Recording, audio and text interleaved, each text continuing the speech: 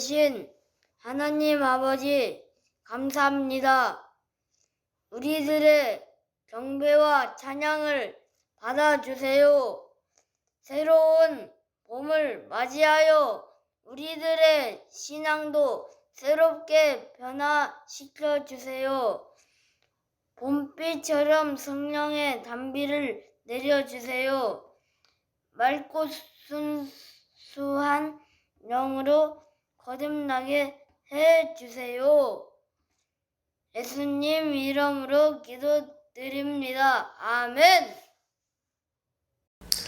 안녕하세요. 제주선교협회 어린이 친구들, 2022년 어린이 기도주일에 우리 친구들과 함께 하나님의 말씀을 나눌 송바다 목사입니다. 2022년 어린이 기도주일 총 주제는 Amazing Love예요.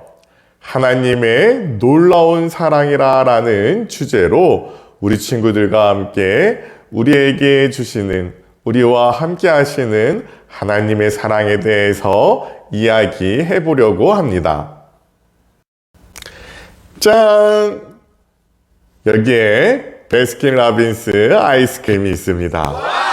저는 엄마는 외계인, 바람과 함께 사라지다, 레인보우 샤베트 맛을 참 좋아해요. 그 중에 여기 레인보우 샤베트는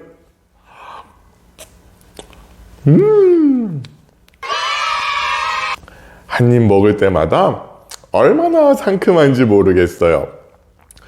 우리 친구들은 베스킨라빈스의 여러 가지 아이스크림 맛 중에 어떤 맛을 제일 좋아하나요? 톡톡 튀는 슈팅스타를 좋아하는 친구들도 있을 것이고, 치즈 맛을 좋아하는 친구들은 뉴욕 치즈케이크 맛도 좋아할 것이고, 그 다음에 요거트, 달짝지근한 초콜릿, 아몬드 봉봉, 체리 주빌레, 피스타치오 아몬드, 여러 맛을 우리 친구들이 좋아할 거예요. 한 가지 확실한 것은 어떤 맛을 좋아하든지 이 아이스크림을 먹을 때 행복하다라는 거예요. 근데 우리 친구들 베스킨라빈스 31이라는 이 브랜드명을 생각해 본 적이 있나요? 목사님이 아주 어렸을 때에 이 베스킨라빈스 31이 처음 우리나라에 생겼어요. 그리고 너무 궁금했어요. 왜 31이라는 숫자가 뒤에 붙어 있을까? 나중에 그 궁금증을 풀었는데, 아이스크림 맛이 31가지가 있어서 31이라는 숫자를 붙인 것이 아니라 한 달 31일 매일마다 다른 아이스크림 맛을 맛볼 수 있다라는 뜻이라는 것을 알게 되었어요. 얼마나 행복해요.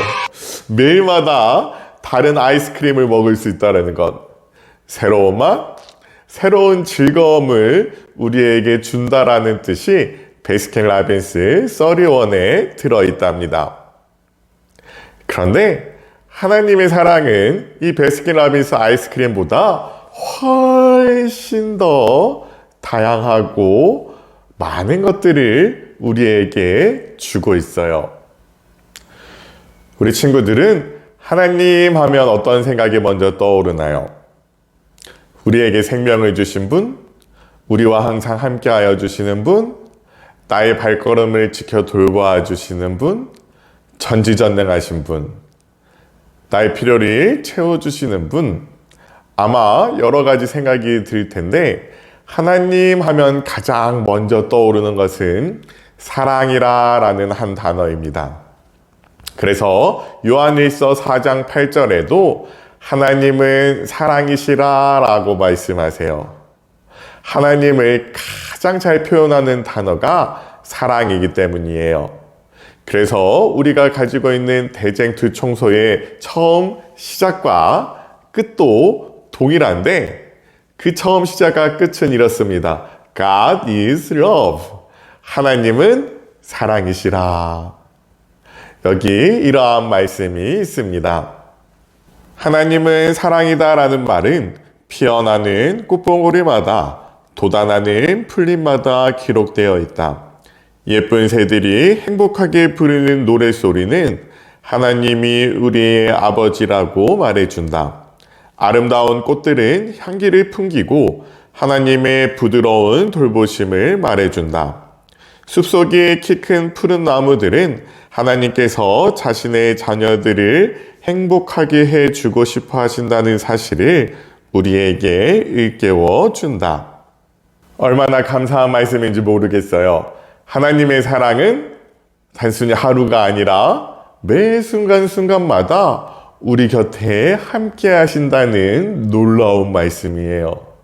우리가 사랑하는 가족들과 함께 생활하는 가정에서도, 매일마다 등교하는 학교에서도, 또 공부하는 학원에서도, 친구들과 함께하는 놀이터에서도, 모든 곳에서 모든 순간에 하나님의 사랑을 우리가 경험할 수 있다라고 이야기합니다.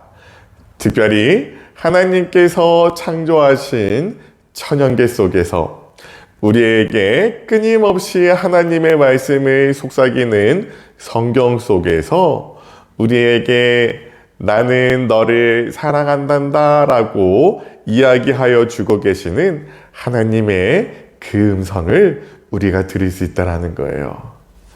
귀 기울여서, 그리고 우리가 함께 이 기도주의를 통하여 하나님의 사랑을 마음껏 누리고 기뻐할 수 있는 우리 친구들 되기를 바랍니다.